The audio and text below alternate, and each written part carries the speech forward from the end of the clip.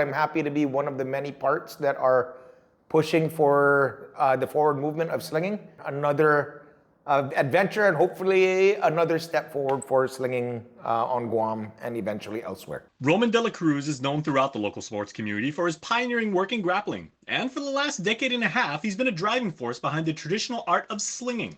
He's blending athletics with preserving heritage. It's also competition, and we found that competition sport has been an excellent way to carry slinging into the future, because you can't be forever campaigning around, hey, let's go learn about an ancient weapon. And just after slinging enough, we decided we recognized that slinging needed to become a little bit more dynamic, you know what I mean?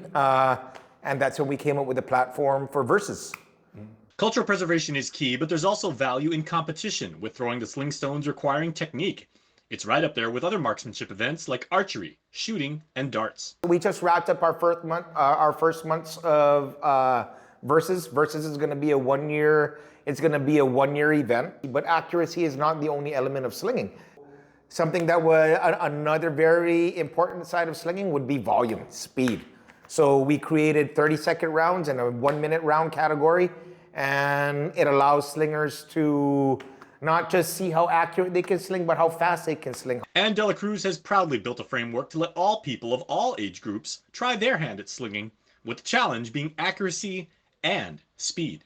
Before we had talked about slinging for the youth, and before we had also looked into detail slinging for the Manumku, and right now at least slinging, we have another platform just to show, instead of just talking about how the Manumku can get involved, not only are we presenting Manumku that are slinging, but we actually are presenting Manumku who are actually leading the pack.